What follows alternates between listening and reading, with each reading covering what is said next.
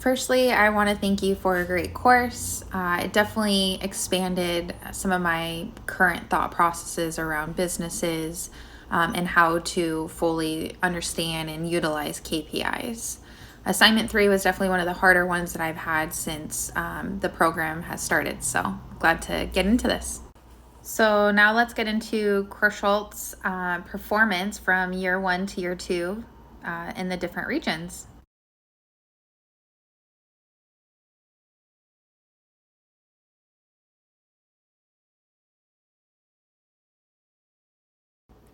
So those are the numbers that I had for my data worksheet to be able to learn and understand these KPIs and have a greater in-depth understanding of what the business looks like year to year, which is super important. So let's get into it.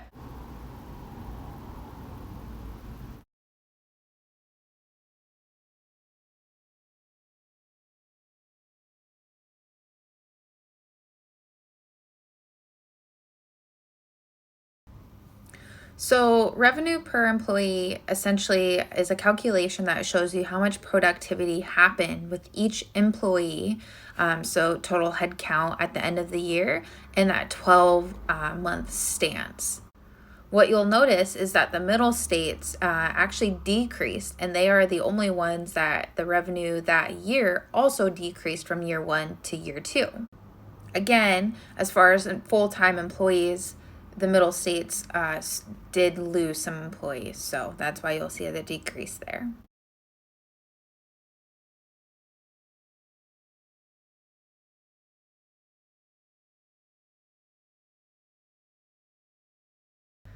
Next, let's talk about the net profit for each region and how they did. Net profit is simply the income that the business receives after subtracting the expenses for the business.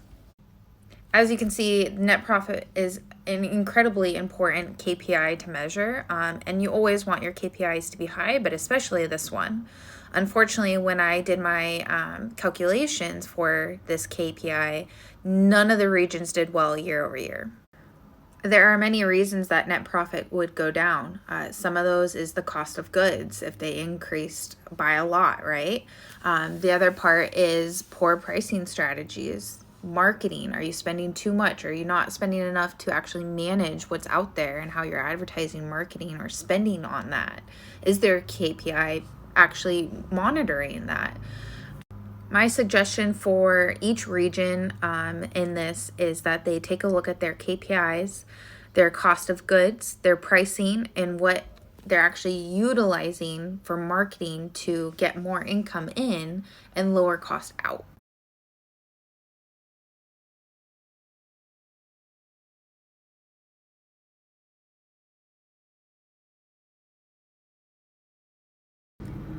Let's go ahead and take a look at the NPS score for each region: Canada, the North states, Middle states, and Southern states. The NPS score is important because it really gives you a greater insight on customer feedback to whether it's your product or your service or their experience in the store.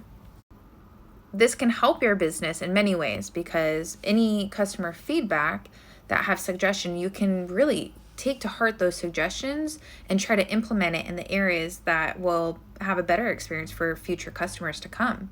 Now, if they're bad experiences, you need to really take a look at that and see what do you have in place structural wise, product wise, service wise, leadership wise, or employee wise that can help so that doesn't happen again.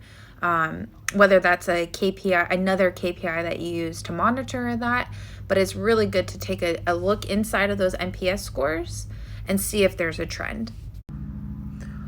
In this case, in the NPS scores, there's another trend. So we have Canada, Northern, and Southern, stores doing very well in the NPS score from year over year. They actually did increase. The one that did not do so well is that middle states.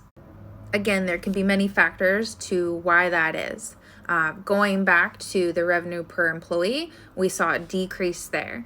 As far as net profit, we saw it decrease there. Headcount for employees decreased, revenue for that year decreased. So all of this plays a role on why these customers are probably having negative experiences, because there's not enough in place right now to keep the business consistent, right?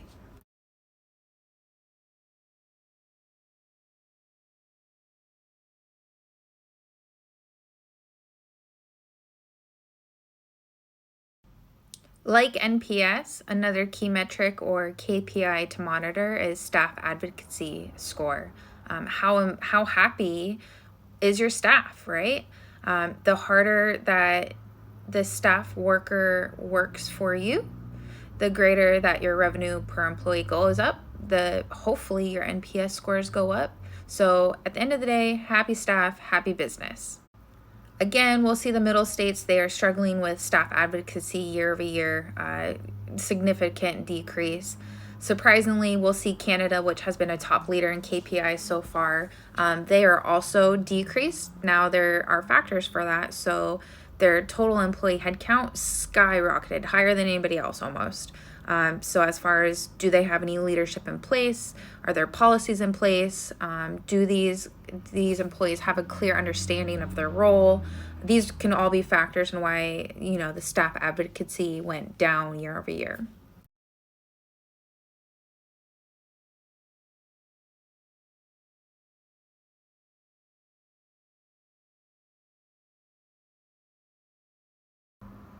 Next, let's take a look at relative market share. What this KPI shows us is how your current business benchmarks against the largest competition, so the largest company and their benchmark. How do you stack against them? One major factor that comes to mind is that you want your market share to be high, or competitive with the biggest company out there, because shares and shareholders and potential investors look at these things. So the greater that you look as far as your competition, the more likely that you'll get their business. The trend continues. The middle states is struggling. They did have a decreasing year. Overall, this business really needs to take a look at what they can do different, what KPIs are working, if they even are measuring these KPIs, right? Maybe they're not. They really need to take a look and see what they can do differently. Thanks again for the amazing class. I really enjoyed it. I think this was one of the more hard assignments that I've had in a while, and it really forced me to kind of think outside of the box, and I appreciate that because it's been a while. So thank you, and I hope that we have another class together.